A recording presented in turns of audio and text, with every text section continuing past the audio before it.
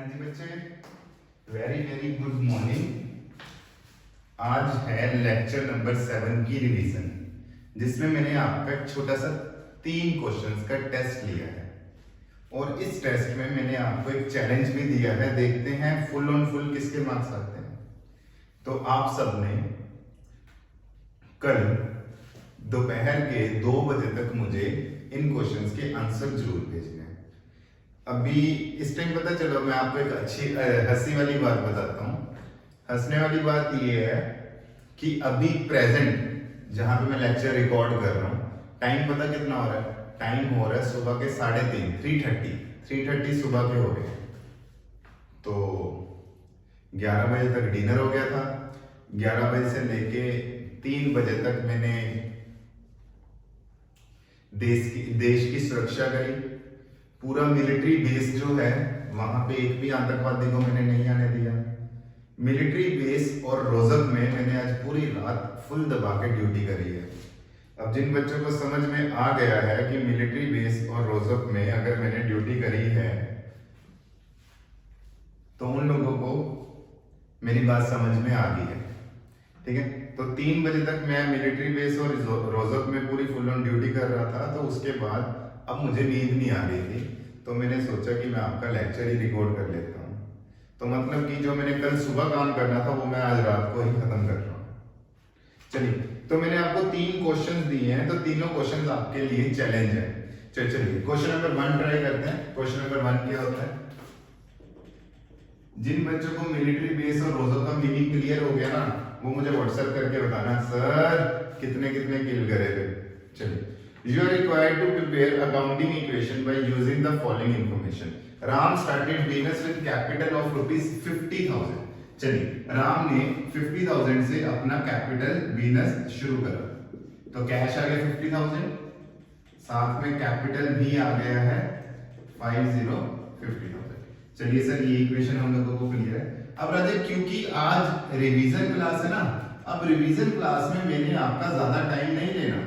Revision class में मैं आपका ज्यादा टाइम इसलिए नहीं ले रहा हूं ताकि मैं चाहता हूं कि आप अपनी जो वीडियोस है कम से कम देखो, मोबाइल के ऊपर कम से कम ध्यान लगाओ। क्योंकि मैं ये नहीं चाहता हूं कि रिवीजन क्लास में मैं 1-1.5 घंटे की लूं ताकि आपकी आंखों के ऊपर और स्ट्रेस पड़े। तो रिवीजन क्लास हमेशा तेज रहेगी, थोड़ी सी फास्ट रहेगी, वो सिर्फ जब तक लॉकडाउन है। लॉकडाउन के बाद हम लोग, हमारी क्लास ऐसी होगी, मंडे अल्टरनेट हमारी 1.5 आवर की क्लास होगी, ट्यूसडे अल्टरनेट 1.5 आवर की रिवीजन होगी। ठीक है, तो अभी रिवीजन क्लास है तो थोड़ा सा फास्ट चलेंगे हम लोग। चलिए, तो Ram started business with capital 50,000। तो राम ने 50,000 कैश में लिया और कैपिटल में लिया। तो ट्रांजैक्शन नंबर जब मैंने 2 शुरू करनी है, तो 2 से पहले मैंने ऊपर वाली ट्रांजैक्शन को नोट डाउन करा। Ram sold his personal car of 5,000 at 8,000। इस चीज का हमें कोई लेना देना नहीं है, क्योंकि उसने अपनी पर्सनल कार सेल करी है। चाहे प्रॉफिट के ऊपर सेल करी है, चाहे लॉस के ऊपर, हमें कोई मैटर नहीं है। लेकिन हम लोगों को इतना पता कि उसने 8,000 में सेल कर दी and deposit the same into firm's account. अच्छा, इस सेल करने से उसके पास पैसा आया। पैसा कितना आया? 8,000। और उसने क्या करा, वो मतलब, ये मेरी बात को ध्यान से समझना, वो अपने घर पे था, उसने अपने घर पे पर्सनल कार सेल कर दी और सेल करके उसके पास 8,000 आ गया। 8,000 को लेके बिजनेस में आ गया। उसने बिजनेस के बैंक के अकाउंट में 8,000 डिपॉजिट करवा दिया। जैसे ही 8,000 डिपॉजिट करवाएगा, उससे क्या होगा, बिजनेस का जो बैंक है उसमें 8,000 रुपीज पड़ जाएंगे और साथ में कैपिटल जो है वो इंट्रोड्यूस हो जाएगी। बिजनेस के बैंक के अकाउंट में कितना आ गया? 8,000, साथ ही में कैपिटल जो है वो क्या हो गया? इंट्रोड्यूस हो गया। तो ये पॉइंट ने हम लोगों को क्या समझाया? आपने अक्सर बातें सुनी हुई हैं कि अगर वो अपने घर की गाड़ी बेचता है तो हमें कोई लेना देना नहीं है, लेकिन अगर वो पैसा वो बिजनेस में ले आया तो कैश प्लस और कैपिटल प्लस हो जाता है। लेकिन आज भी वो बिजनेस में लेके आया, लेकिन उसने बिजनेस के कैश में नहीं रखा, बिजनेस के फर्म के खाते में रख दिया। फर्म का खाता मतलब फर्म के बैंक के अकाउंट में। तो बिजनेस का एसेट बन गया कि उसके बैंक में बैलेंस पड़ा है और साथ में कैपिटल जो है वो इंट्रोड्यूस हो जाता है। ठीक है सर, हमें समझ आ गया। विड्रॉल, विड्रॉल निकाला, बैंक से निकाला for the office use, for the office use. Sir, अगली ट्रांजैक्शन पे जाने से पहले ऊपर वाली ट्रांजैक्शन को नोट डाउन कर लो। 58,000, 50,000, 8,000। विड्रॉल, हमने बैंक से पैसा निकाला, बैंक से पैसा निकालने से बैंक का जो बैलेंस है वो कम हो गया और उस पैसे को मैंने अपनी कैश में ऐड कर दिया। मतलब कि हुआ क्या, हुआ ये, मैं बैंक में गया, मैं कहा bank bank bank bank bank मुझे 2000 रुपए दो, तो बैंक ने क्या करा, मुझे 2000 रुपए दिया और 2000 रुपए निकाल के मैंने अपनी पॉकेट में डाल लिया। तो मैंने क्या बोला, मेरा बैंक का बैलेंस कम हो गया और मेरी पॉकेट में जो कैश है वो इंक्रीज हो गया।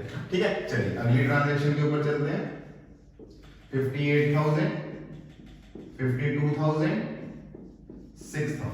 चलिए अगली ट्रांजैक्शन क्या कह दिया, withdrawal from bank. Oh my God, दोबारा से बैंक से विड्रॉ करा। कितना विड्रॉ करा, 1000 1000 1000। अब मैंने क्या करा, मैं बैंक में गया, मैं कहा बैंक में मुझे पैसा चाहिए, बैंक ने मुझे 1000 दिया और मैंने पता उस 1000 का क्या करा, मैंने उस 1000 को फर्म के कैश में नहीं रखा, मैं उसको अपने घर के कैश में रख दिया। मतलब कि this is known as drawings. Drawings होने से आपका बैंक का बैलेंस कम हो गया और साथ में आपका कैपिटल का बैलेंस भी कम हो गया। अब सब बच्चों ने मुझे इसके आंसर देंगे एसेट्स और लायबिलिटीज के, लेकिन याद रहे एसेट्स में कैश का टोटल अलग से बताना है, बैंक का टोटल अलग से बताना है, कैपिटल का टोटल अलग से बताना है। ठीक है, चलिए सर ये भी पॉइंट समझ आ गया। Purchase furniture of 2000 on credit, 2000 का मैंने फर्नीचर खरीदा। 2000 का जब मैंने फर्नीचर खरीदा और वो भी उधार के ऊपर, तो आप मुझे ये बताओ, जब मैं 2000 का फर्नीचर खरीदा उधार के ऊपर, कैश आएगा या जाएगा? सर कैश ना ही आया ना ही गया, क्योंकि आपने फर्नीचर परचेज करा है तो आपने इन फ्यूचर में आपने उसकी पेमेंट करनी है, तो वो आपकी लायबिलिटी बन गया। सर फर्नीचर खरीदने से तो कैश माइनस होना चाहिए।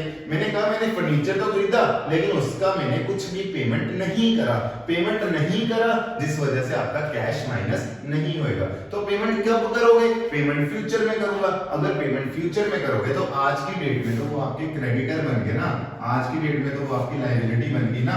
आज की डेट में वो कितने रुपीस के क्रेडिटर बन गए? 2000 रुपीस। सर फर्नीचर को ऐड कर दो।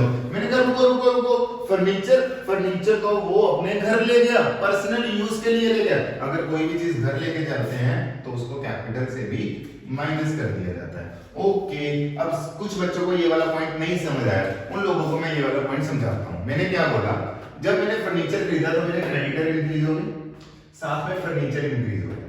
फिर उस फर्नीचर को मैंने माइनस कर दिया और उसको मैंने कैपिटल से माइनस कर दिया, क्योंकि वो वाला फर्नीचर मैं घर ले गया।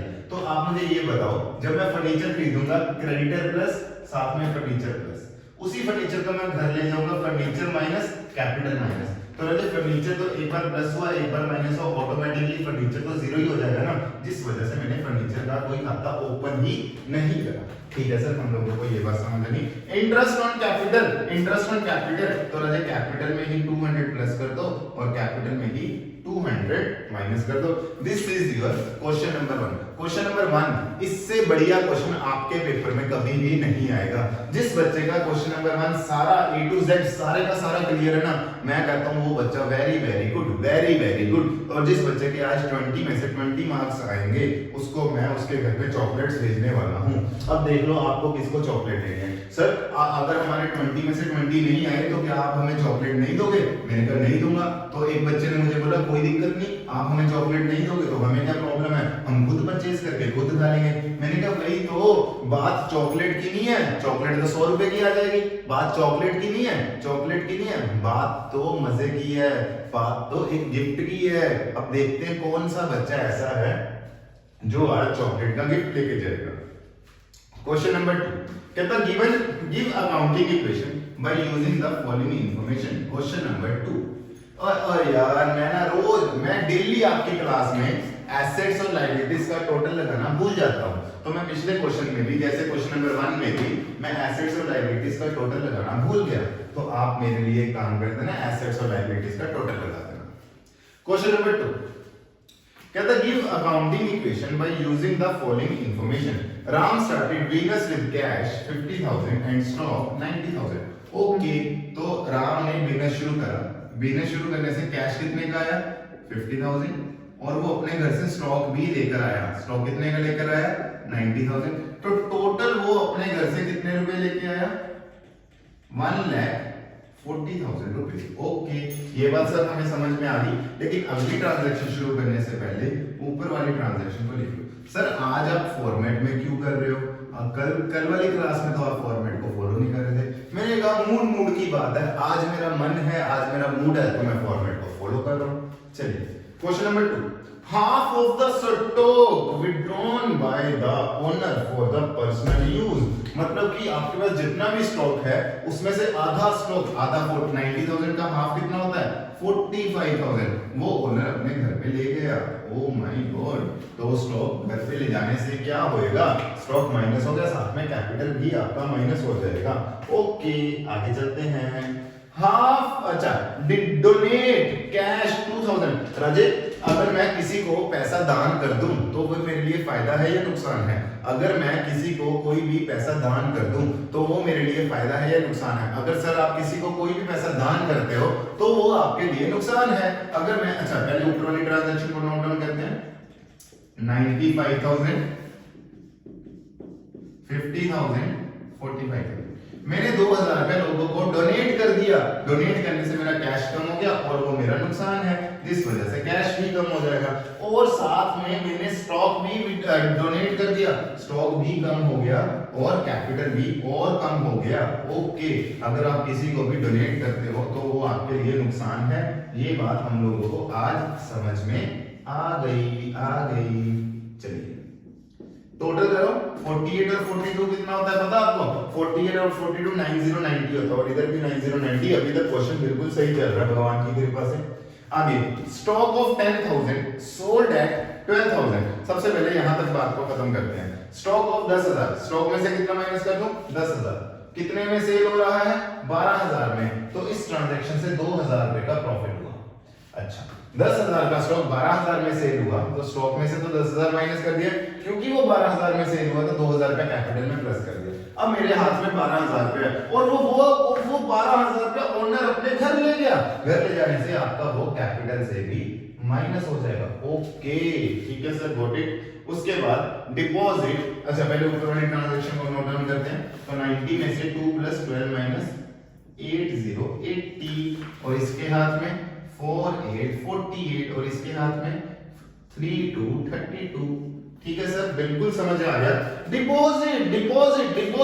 डिपॉजिट रुपीज 20,000 इन फर्म्स करंट अकाउंट। इसका मतलब क्या होता है कि मैंने 20,000 रुपीज फर्म के खाते में डिपॉजिट कर दिए। तो राजा इसका दूसरा मीनिंग पता क्या है? मैंने अपना जो कैश है वो माइनस कर दिया और अपना कैश निकाल के बैंक के खाते में ऐड कर दिया।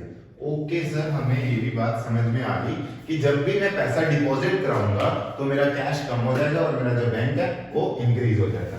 Receive rupees 2,000 as subsidy. राजे 2,000 रुपए आपको रिसीव हुआ। जब आपको 2,000 रुपए रिसीव होएगा तो ऑब्वियसली बात है कि आपका कैश जो है वो इंक्रीज होगा। 2,000 रुपए जब आपको रिसीव होएगा तो ऑब्वियसली बात है आपका कैश इंक्रीज होएगा। लेकिन 2,000 रुपए आपको किस चीज का रिसीव हुआ? सब्सिडी, सरकार की तरफ से मदद। सब्सिडी का मतलब क्या होता है? सरकार की तरफ से मदद, सरकार की तरफ से हेल्प। जब सरकार की तरफ से हेल्प होगी वो आपकी इनकम है। अगर वो इनकम है तो उसमें कैपिटल में भी प्लस होना है। ठीक है, इसके बाद क्वेश्चन नंबर 2 की अकाउंटिंग इक्वेशन का टोटल आप सब बच्चे लगाओगे। जिस बच्चे को कोई डाउट होगा वो मुझे बताना कि सर क्वेश्चन नंबर 2 का सॉल्यूशन दे दो, तो मैं उसको सॉल्यूशन भी सेंड कर दूंगा और आपको टोटल भी बता दूंगा। लेकिन उससे पहले आप खुद टोटल लगाओगे, ये आपका काम है, ये मेरा काम नहीं है। चलिए क्वेश्चन नंबर 2 के बाद चलते हैं क्वेश्चन नंबर 3। आज की रिवीजन क्लास का लास्ट क्वेश्चन। आपको पता है एक अच्छी बात क्या है? आज की एक अच्छी बात ये है कि आज सारा दिन मेरा क्या होता है, मेरी मंडे ऑल्टरनेट क्लासेस होती हैं और ट्यूसडे ऑल्टरनेट रिवीजन क्लासेस होती हैं। जैसे +1 की है, +2 की है, ग्रेजुएशन की है, तो मंडे ऑल्टरनेट क्लास होती है, ट्यूसडे ऑल्टरनेट रिवीजन होती है। आज वाला जो अगला दिन आने वाला है वो ट्यूसडे ऑल्टरनेट है। तो मैंने सारा काम अभी रात के 4-5 बजे तक खत्म कर देना और मैं कल को आराम से सोने वाला हूँ। आपने टेस्ट देना है, मैं आराम से आराम करूंगा। देखो कितनी अच्छी जिंदगी है। चलिए क्वेश्चन नंबर 3 आपको क्या कहना चाह रहा है? Start business with cash 50,000। Okay, तो कैश आ गया 50,000 और साथ में आपका कैपिटल भी आ गया है 50,000। समझ में आ गया सर? हमें आगे चलो। उसके बाद purchase government securities. Raje what do you mean by government securities? Government securities का मतलब होता है कि मैंने कहीं पे अपना पैसा इन्वेस्ट कर दिया, मैंने कहीं पे सरकार को पैसा उधार के ऊपर दे दिया। जब मैं गवर्नमेंट को पैसा उधार के ऊपर दे देता हूं ना, तो गवर्नमेंट मुझे बदले में एक सर्टिफिकेट देती है कि मैंने गवर्नमेंट को पैसा उधार के ऊपर दिया, और जो गवर्नमेंट मुझे बदले में सर्टिफिकेट देती है, this is known as securities. मेरी पॉकेट में इस टाइम 2 लाख रुपए हैं, पता 2 लाख रुपए मैंने एक गवर्नमेंट कंपनी को उधार दे दिया, बदले में उस गवर्नमेंट कंपनी ने मुझे एक सर्टिफिकेट दिया, this is known as government securities.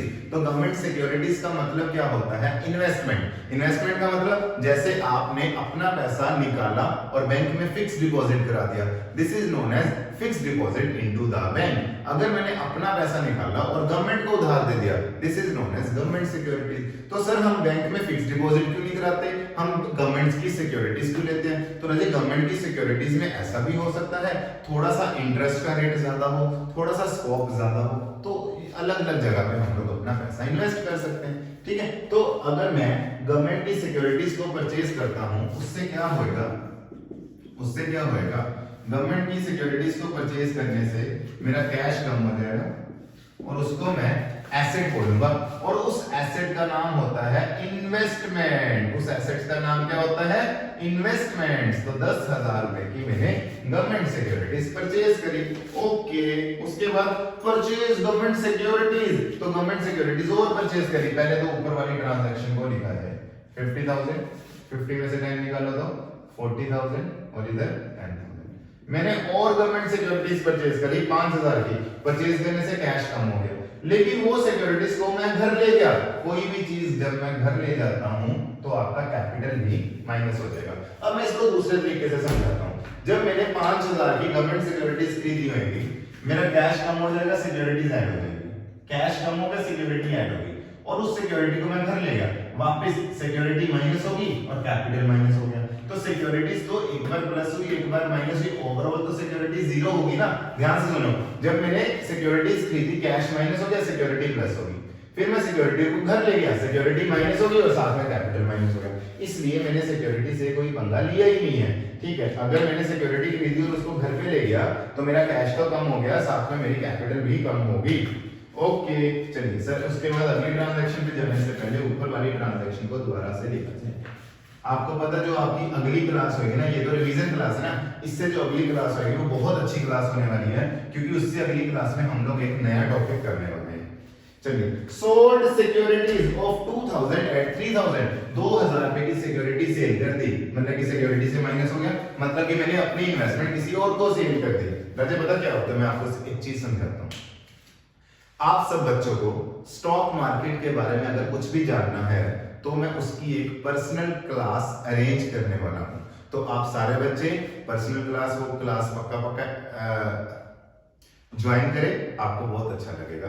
तो उसमें मैं आपको ये सिक्योरिटीज के बारे में बहुत अच्छे डिटेल से समझाऊंगा। तो अभी इस पॉइंट को थोड़ा सा ऊपर से डिस्कस करता हूं। सपोज करो एक गवर्नमेंट है, गवर्नमेंट ने बोला मुझे लोन चाहिए, मुझे लोन चाहिए, मुझे लोन चाहिए। उन्होंने पब्लिक को बोला, तो सारी पब्लिक ने अपना पैसा लिया और गवर्नमेंट के पास जाके खड़ी होगी कि मुझे लोन दो, मुझे लोन दो, मुझे लोन दो। क्योंकि पब्लिक चाहती है कि वो इस गवर्नमेंट के लोन को खरीद ले, इस गवर्नमेंट को लोन दे, क्योंकि वो जो गवर्नमेंट है उस लोन के ऊपर ज्यादा बढ़िया इंटरेस्ट दे रही है। तो अगर मैं अपना पैसा बैंक में डिपॉजिट करवाता हूं तो बैंक से मुझे बदले में इंटरेस्ट आएगा। वही पैसा अगर मैं गवर्नमेंट की सिक्योरिटी में लगाता हूं तो वहां पे हो सकता है मुझे ज्यादा इंटरेस्ट आए। तो गवर्नमेंट ने बोला मुझे लोन चाहिए, मुझे लोन चाहिए, उधर से पब्लिक दौड़ी पहुंच गई गवर्नमेंट के घर कि मेरे से लोन लो, मेरे से लोन लो। तो गवर्नमेंट ने कुछ लोगों से लोन लिया, क्योंकि गवर्नमेंट को जितने पैसों की जरूरत थी गवर्नमेंट ने उतने का लोन ले लिया। बाकियों को बोला भाई आप अपने अपने घर चले जाओ। ओके, अब क्या हुआ? मैं भी गवर्नमेंट के घर गया था लोन लेने, मेरा दोस्त भी गया था। मैंने तो गवर्नमेंट को लोन दे दिया, लेकिन मेरे दोस्त ने भी गवर्नमेंट को लोन देना चाहा, लेकिन गवर्नमेंट ने नहीं लिया, क्योंकि गवर्नमेंट की रिक्वायरमेंट फुलफिल हो गई थी। अब मेरा दोस्त मेरी तरफ देख रहा है, कहता है यार मैं भी उस गवर्नमेंट को लोन देना चाहता था। मैं कहा कोई दिक्कत नहीं, मैंने दिया है, जो मैंने गवर्नमेंट को लोन दिया है बदले में गवर्नमेंट ने मुझे सिक्योरिटीज दी है, बदले में गवर्नमेंट ने मुझे रिटर्न में डॉक्यूमेंट दिया है, वो डॉक्यूमेंट मैंने अपने दोस्त को बेच दिया। मैंने कहा कितने का? मैंने कहा 2000 का। मैंने कहा मैं 3000 में बेचूंगा। कहता कोई दिक्कत नहीं, तो मुझे दे दे बस this is known as sale of government securities. 2000 की सेल होगी कितने में? 3000 में। इस ट्रांजैक्शन से फायदा हुआ या नुकसान? फायदा। जितना भी फायदा हुआ वो कैपिटल में प्लस हो गया। This is your question number 3। बस आज की क्लास में इतना ही। अब मेरी बात ध्यान से सुनना, ये तीनों क्वेश्चंस जो हैं ये आपने मुझे व्हाट्सएप करने हैं, तीनों के आंसर्स। जिस बच्चे के 21-20 रहेंगे उसको मैं एक गिफ्ट का पक्का दूंगा। और उसके बाद एक स्टॉक मार्केट, शेयर मार्केट के ऊपर मैंने एक क्लास लेनी है। उस बच्चे को आप सारे बच्चे ज्वाइन करना। उसमें +2 के बच्चे भी होंगे, ग्रेजुएशन के बच्चे भी होंगे, सारे बच्चे होंगे उसमें, ठीक है। उसके बाद जो अगली क्लास होगी, अगली क्लास में हम लोग एक नया टॉपिक करने वाले हैं। वो क्लास काफी इंटरेस्टिंग क्लास होगी। आप मिलते हैं नेक्स्ट क्लास में। जब तक के लिए टेक केयर, गुड नाइट।